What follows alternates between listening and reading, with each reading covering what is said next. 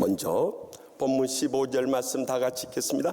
이스라엘 자손이 여호와께 부르짖음에 여호와께서 그들을 위하여 한 구원자를 세우셨으니 그는 곧 베냐민 사람 게라의 아들 왼손잡이 에웃이라. 이스라엘 자손이 그를 통하여 모압 왕 에글론의 공물을 바칠 때. 아멘. 지난 주일에 영적 지도자인 첫 번째 대사사 온니엘을 통해서 이스라엘 백성들을 구원해 주시고 40년 동안의 태평세월을 지내게 해주셨다고 말씀드렸어요. 그런데 온니엘이 세상을 떠나자마자 이스라엘 백성들은 옛날의 그 습관으로 다시 돌아간 것입니다. 그래서 우상을 또 숭배하며 여호와 앞에 악을 행하게 된 거예요. 그러자 하나님께서 너무너무 안타까우신 심정으로 이 모압 왕 에글론을 강성하게 만들어서 그것도 암몬과 아말렉 자손까지 연합해가지고 이스라엘을 침략하게 된 거예요. 그래서 그들 밑에서 18년 동안 이 또 압제에 시달리게 된 거예요. 그러니까 그때 또 이스라엘 백성들이 깨닫고 주님 앞에 간절히 부르짖을 때 두 번째 대사사인 에웃을 세우셨다는 거예요.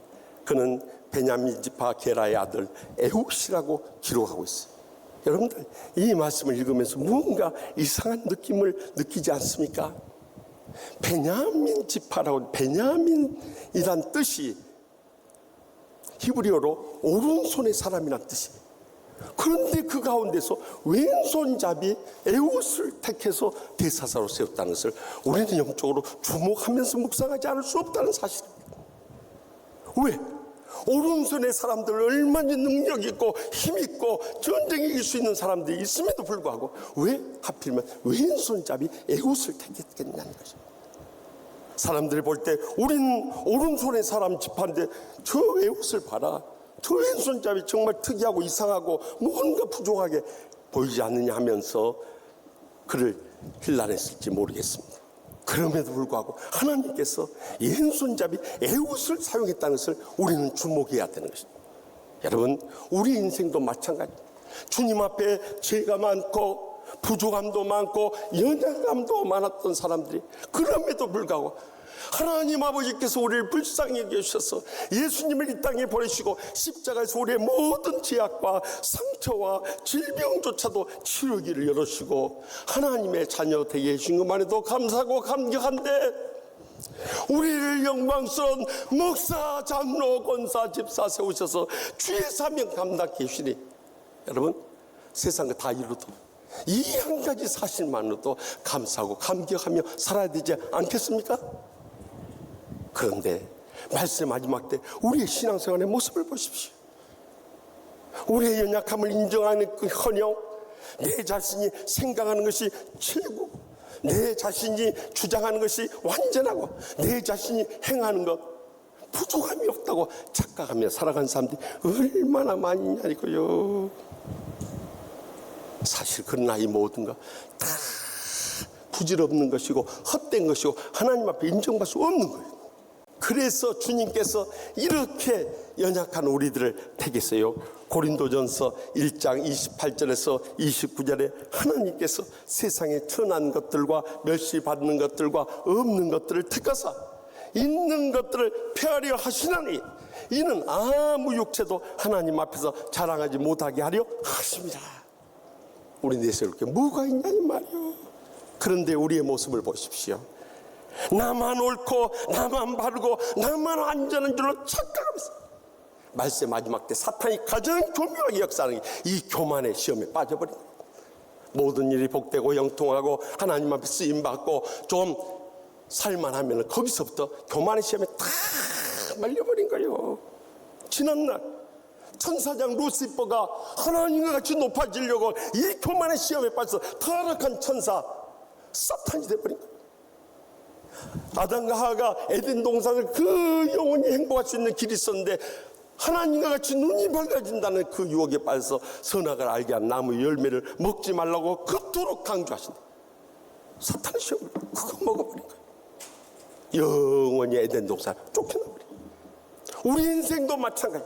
많은 때 목사, 장로, 권사, 집사 되면 그 명예나 감투나 얻은 것처럼 자신이 하나님의 자리에 앉으려는 이것이 말세 우리의 가장 강력하게 다가온 사탄의 시험이라는 것을 잊지 마시기 바랍니다. 그래서 심지어 하나님께서 예수님의 핏값으로 사신 교회마저도 하나님이 주인이신데 목사 장로가 주인이 돼서 마음대로 하려고 하는 이런 세상이 되어버렸어요. 교회가 평안할 날이 있겠냐는 거예요. 하나님은 이런 교만한 자를 기필코 대적하시고 더 이상의 은혜도 없고 축복도 없고 행복도 다 잃어버리고만 자기 자신의 앞날만 가린 것이 아니라 자손들의 앞날까지 다 무너뜨리고 이를 도전받고 경고 삼을 수 있길 바랍니다. 여러분, 우리는 내세울 아무것도 없지만 이름도 없이 빚도 없이 말도 없이 헌신하고 봉사하고 충성만 다해보세요. 하나님께서 다 기억하여 주시고 우리의 여생 복되게 하시고 귀하게 쓰시고 크게 영광도 주시는 것입니다. 사실 우리 인생 가운데서 우리의 연약함으로 인해서 너무 마음 상해하고 긴김함을 지새우면서 불행과 고통 가운데 살아가는 성도들이 얼마나 많이 있습니까? 그럼에도 불구하고 우리가 위로받고 새 힘을 얻어야 할 것은 바울 사도가 그 육체의 가시로 인해서 말할 수 없는 고통과 불행을 느꼈어요. 그래서 견디다 못해 주님 앞에 3번씩이나 간절히 간구했어요. 일찍이 바울은 이 유두고를 살려냈던 그런 능력이 종인지 않습니까? 그런데 자기가 기도한 거예요. 응답이 없어요. 오히려 하나님의 응답의 음성이 내 은혜가 내게 족같도다. 이는 내 능력이 약한 데서 온전하심이라 하는 주의 음성을 듣고 바울의 이 반응을 보십시오. 고린도후서 12장 9절에서 10절에 그러므로 도리어 크게 기뻐함으로 나의 여러 약한 것들에 대해 자랑하리니 이는 그리스도의 능력이 내게 머물게 하려 함이라. 그러므로 내가 그리스도를 위하여 약한 것들과 능욕과 궁핍과 박해와 공고를 기뻐하노니 이는 내가 약할 그때 그럼이라. 얼마나 놀라운 신앙의 고백입니까? 바울 사도가 화려한 것 같았지만 그의 십자가를 지고 말할 수 없는 고통과 불행 가운데서도 끝까지 기쁨으로 사명 감당했듯이 우리도 연약함으로 인해서 때로는 경제적으로 어렵고 육신적으로 병들고 가정에 불행과 고통이 있고 내 삶에 희망이 보이지 않아도 이 약함으로 인해서 주님 더 가까이 갈 수 있고 주님 없이 살 수 없음을 고백하게 되고 주님의 은혜로부터 위로받고 주님의 능력에 사로잡혀서 일어서면서 악한 사탄 마귀가 아무리 우리를 쓰러뜨리고 달려대도 이겨낼 수 있다면 이것이 우리에게 신앙생활의 모든 영적 싸움에서 승리의 첫 번째 비결인 줄 믿으시기 바랍니다. 계속해서 본문 18절 말씀을 다 함께 읽겠습니다. 에웃이 길리가 한 규빗 되는 좌우에 낯선 검을 만들어 그의 오른쪽 허벅지 옷 속에 차고. 이 에웃은 이스라엘 백성들이 곡물을 모아가지고 이 모아방 에굴론에 바치는 일을 수행하는 자였어요. 그런데 이 에웃이 곡물을 수행하는 데 그치지 않고 특이하게도 길이 한 규빗, 다시 말하면 손가락 끝에서 이 팔꿈치까지 45cm 이런 좌우에 날선 칼을 준비해가지고 그의 왼쪽 다리에다가 넣으면 왼손잡이들은 왼쪽 이 다리에서 쉽게 꺼낼 수 있기 때문에 여기를 이 왕의 경호병들이 검사할 것 같으니까 반대편 오른쪽 다리 속에 그것을 감추었던 것이에요. 그는 앞으로 영적인 이 싸움을 예비하면서 깨어 있었던 것을 우리에게 보여주고 있는 것입니다. 그렇다고 해서 우리 성도님들 다음 주부터 오면서 칼차고 오란 말 아니요. 네. 주님께서는 그런 육신적인 칼차는 걸 원치 않으세요. 그래서 예수님 이제 대지사장 종들에게 잡혀갈 때 종들이 와서 예수님을 붙잡으려고 하니까 예수님의 제자 베드로가 칼을 꺼내가지고 그 종을 딱 내리치고 싹 피하다가 귀가 잘려버렸잖아요. 그러자 예수님께서 베드로에게 그 칼을 칼집에 도로 넣어라 하시면서 칼을 가진 자는 칼로 망하느니라 경고하잖아요. 오늘날에 있어서도 이 육신의 폭력적인 말이나 행동이나 그런 모든 것을 하는 것은 하나님이 기뻐하지 않아요. 결국 자신이 그 폭력으로 인해서 망해버리고 죽어버린 것을 많이 봐요. 그렇다면 우리가 가져야 할 말세의 마지막 때 이 검이 무엇이냐 이거예요. 에베소 6장 17절에 이것을 밝혀주고 성령의 검 곧 하나님의 말씀을 가지라 하고 명령하고 있다는 거예요. 주님께서는 마귀를 대적하기 위해서 말세의 마지막 때 우리가 하나님의 전신갑주를 입어야 되는데요, 구원의 투구로부터 시작해서 의의 호신경과 진리의 허리띠와 평안의 복음에 예비한 신과 믿음의 방패까지는 다 방어용 무기.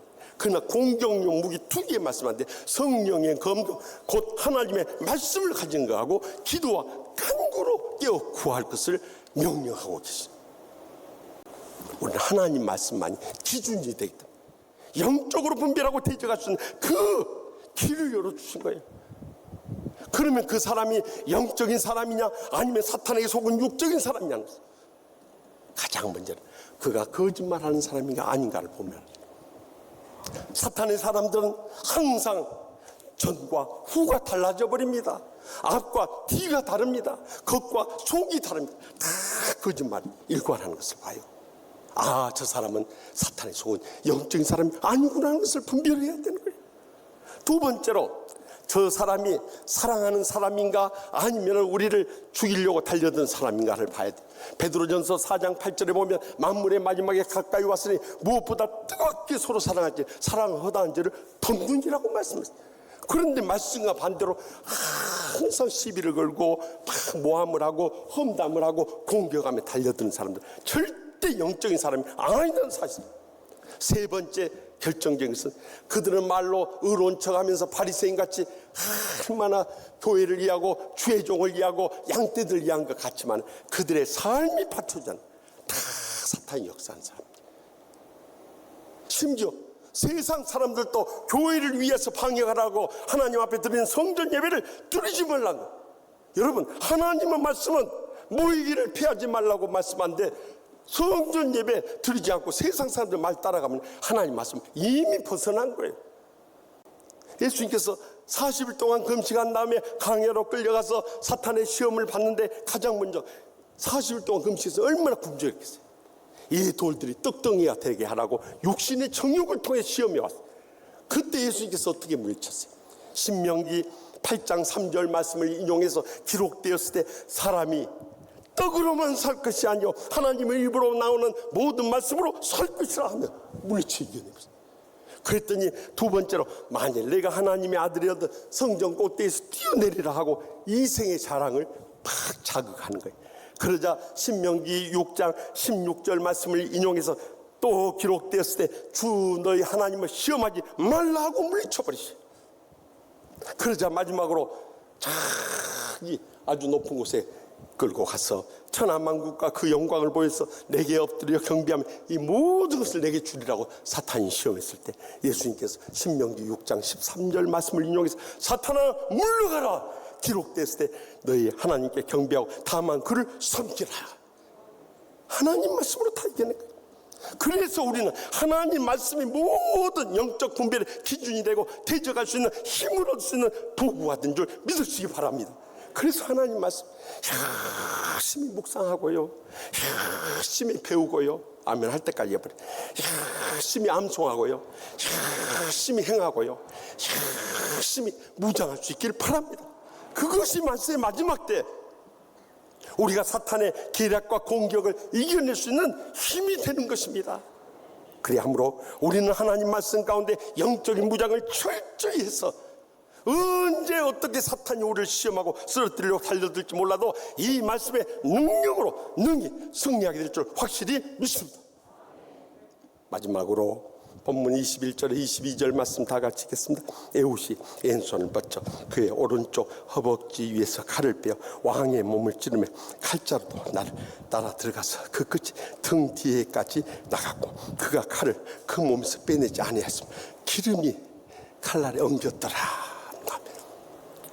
이 모압왕 에글론은요 아주 비대했어요. very fan man이라고 했어요.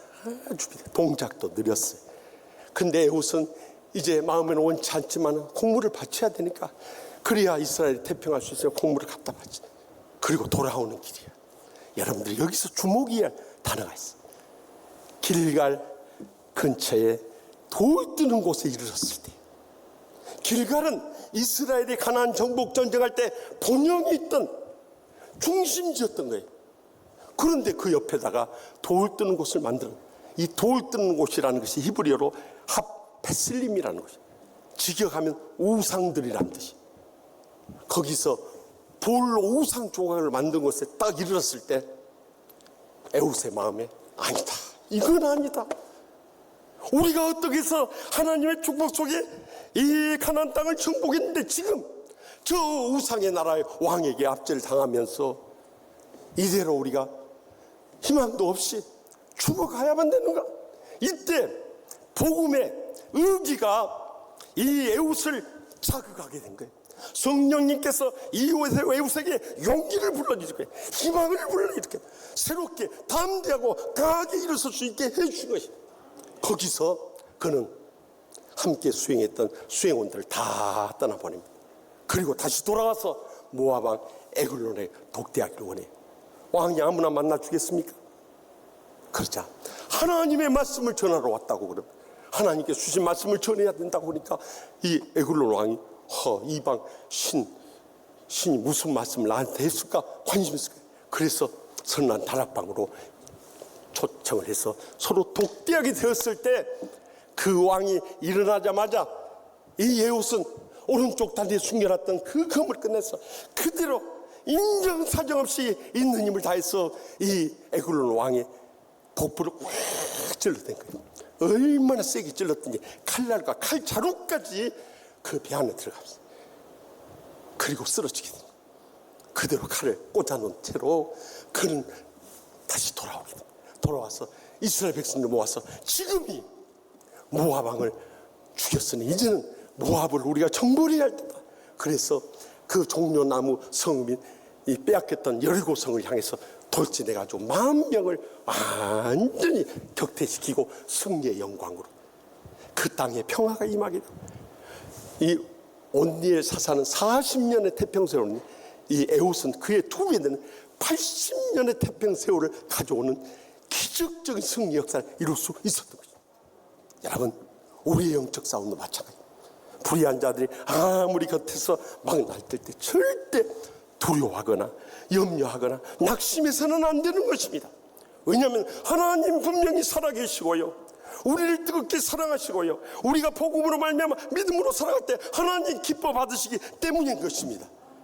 그렇기 때문에 우리의 일생도록 이 영적 싸움이요, 우리의 가정에도 있고 직장에도 있고 심지어 하나님의 교회 안에서도 끊임없이는 이 나라와 민족을 말할 것도 없고요, 하나님께서 하나님 편에 서 있지 않은 불의한 자들은 심판해 주시는 것입니다. 그렇기 때문에 우리는 하나님께서 우리를 이 사탄의 정체를 바로 파악하고 대적할 수 있는 힘을 주셨다는 것을 잊지 마시기 바랍니다. 제가 전에도 말씀드렸지만 교회 안에 있다고 해서 전부 다 형제는 아닙니다. 시편 133편 1절에서 3절에 있는 바와 같이 형제가 연합하여 동거함이 어찌 그리 선하고 아름다운고. 그들은 어떤 사람이냐? 보배로운 기름, 성령의 능력을 체험한 자들이고 헐몬에 있을 말씀의 은혜가 충만한 자들, 그런 사람들은 하늘로부터 복을 받는데 영생에 있는 복을 누리게 되는 우리가 함께 동거하며 연합해야 할 형제들인 것입니다. 두 번째는 원수들이 있습니다. 아직도 상처가 치유받지 못해서 나 알아달라, 나 높여달라, 내 뜻대로 해달라고 이렇게 매달린 사람도 있어요. 그래서 얼마나 우리를 괴롭히는지 가정에서나 직장은 말할 것도 없고 교회 안에도 있습니다. 그런 사람 어떻게 합니까? 마태복음 5장 44절에 나는 너희 기로는 너희 원수를 사랑하며 너희를 박해하는 자를 위하여 기도하라 하며 그들을 사랑해 끝까지 우리는 기도해 나가야 되는 것입니다. 그런데 마지막 사탄의 세력들이 우리 곁에 있다는 것을 잊지 마시기 바랍니다.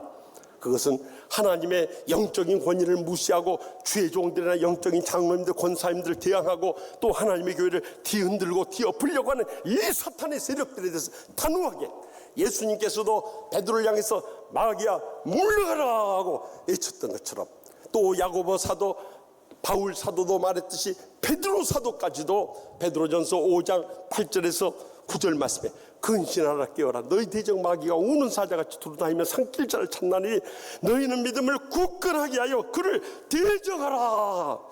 이런 세상에 있는 너희 형제들 동일한 고난을 당한 줄 압니다. 다시 말하면 사탄은 결코 사랑에 있어서 안 되고 봉조에서도 안 되고 연합에서도 안 되는, 그때는 사탄이 여지없이 여러분의 목덜미를 물어가지고 여러분들이 쓰러지든지 쫓겨나든지 아니면 죽어버리고 말 것입니다. 그러나 사탄을 영적으로 분별하며 대적하며 물리칠 수 있기를 바랍니다. 그것만이 우리가 영적으로 살 수 있는 길입니다. 제가 갈라디아서 1장 10절과 갈라디아서 6장 9절 두 말씀 붙잡고 지난 44년의 세월을 목회해왔다고 늘 간증하지 않았습니까?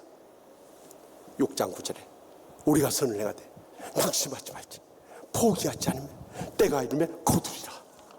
저는요, 영적 싸움 끝까지 내한 버텼습니다.